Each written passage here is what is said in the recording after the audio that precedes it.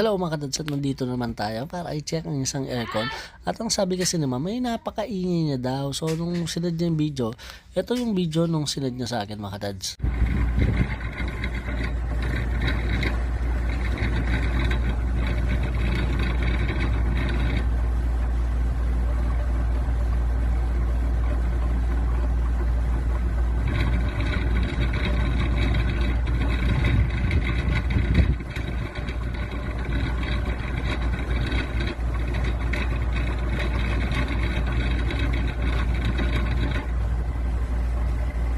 At syempre mga kadads, test natin sa actual para malaman natin kung ano talaga yung problema.